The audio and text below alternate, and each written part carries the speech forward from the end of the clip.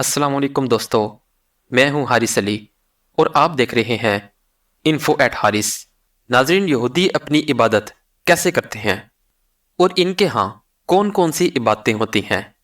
کیا ان کے ہاں اذان بھی ہوتی ہے اور ان کی اذان کا ترجمہ کیا ہوتا ہے؟ ہماری آج کی ویڈیو کا یہی موضوع ہے۔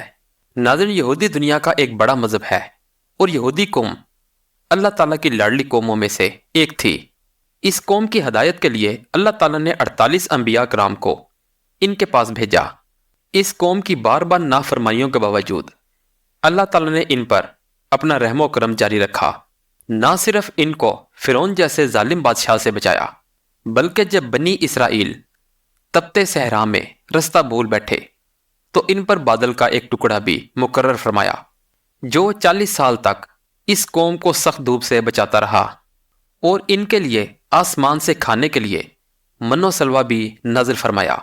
مگر ان سب کے باوجود بھی یہ قوم اپنی نافرمانیوں سے باز نہ آئی، جس کے بعد اللہ تعالیٰ نے اس قوم کو ہمیشہ کے لیے بدبخت قوموں میں شمار کر دیا۔ ناظرین، دنیا کی تمام مذاہب کی طرح یہودیوں میں بھی مذہبی عبادات موجود ہیں۔ ان کے مذہب میں روز کی 3 عبادتیں موجود ہیں، جن میں صبح اور دوپہر کی فرض ہیں، جبکہ شام کی واجب۔ یہودی مذہب میں دن کی شروعات پر سب سے پہلے عبادت فجر کی عبادت ہوتی ہے۔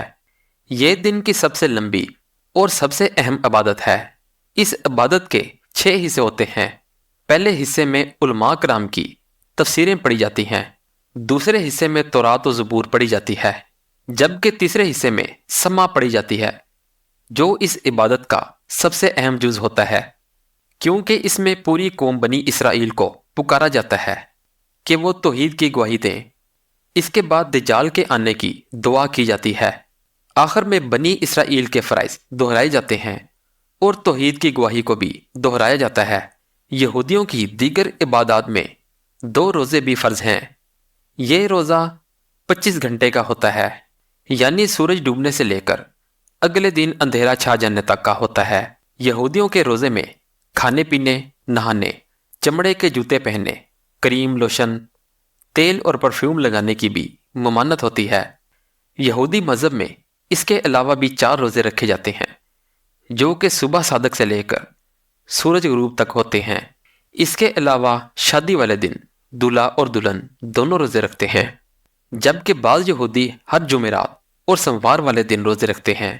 ان کا عقیدہ یہ ہے کہ حضرت موسیٰ علیہ السلام جمعرات کے دن کوہ طور پر گئے تھے اور پورے 40 دن کے بعد سوموار والے دن واپس آئے تھے۔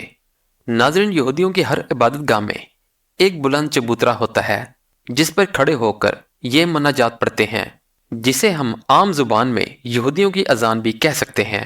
ایک یہودی مقررہ وقت پر اذان دیتا ہے، جس کے ہاتھ میں ایک بگل ہوتا ہے، جسے بجا کر یہ یہودیوں کو اس بات کی اطلاع دیتا ہے کہ نماز کا وقت ہو گیا ہے۔ ناظرین، یہودیوں کی اذان کو سوا کہا جاتا ہے۔ ان کی اذان کا ترجمہ ملاحظہ فرمائیے۔ دائیں ہاتھ کو اپنے ہاتھوں پر رکھو، اب پکارو او اسرائیل، اللہ ہمارا خدا ہے اور وہ ایک ہے۔ ہماری دعا یہ ہے کہ خدا کی حکومت ازل سے ابد تک قائم رہے۔ تم اپنے خدا کو پورے دل اور طاقت سے محبت کرو، اور یہ بات تم اپنے بچوں کو بھی سکھاؤ۔ جب کبھی گھر میں ان کے ساتھ بیٹھو یا باہر نکلو، صبر پر نکلو، تو ان کو یاد کراتے رہو کہ خدا سے محبت کرو۔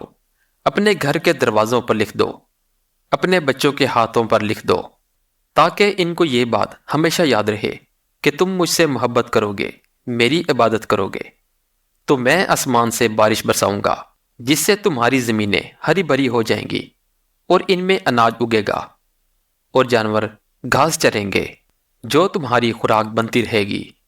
اگر تم لوگوں نے میرے علاوہ کسی اور کی پوجا کی تو میں آسمان کے دروازے تم پر بند کر دوں گا، پھر آسمان سے بارشیں نہیں ہوں گی اور تمہاری زمینیں بنجر ہو جائیں گی اور قحط آ جائے گا۔ اس لیے میری بات غور سے سنو، اس کو دل و دماغ اور روح میں بٹھا لو، اپنی آنے والی نسلوں کو بھی بتا دو، اپنے گھروں کے دروازوں پر بھی لکھ دو کہ صرف اللہ سے محبت کرنی ہے۔ اگر تم نے ایسا کیا تو تم اور تمہاری اولاد دنیا پر راج کرے گی اور اللہ ان پر آسمان کے دروازے کھول دے گا۔ اللہ تعالیٰ نے موسیٰ علیہ السلام سے کہا کہ بنی اسرائیل سے کہو کہ اپنے کپڑوں پر کناریاں بنائیں اور اس کے ساتھ پیلے رنگ کا دھاگا لگائیں۔ ان کیاریوں پر یہ کام لکھوا کر رکھیں تاکہ یہ ان کو ہر وقت دیکھتے رہیں۔ ایسی مزید انفارمیٹیو ویڈیوز دیکھنے کے لیے ہمارے چینل کو لائک اور سبسکرائب کریں۔ اپنا بہت سا خیال رکھیے گا۔ اللہ حافظ۔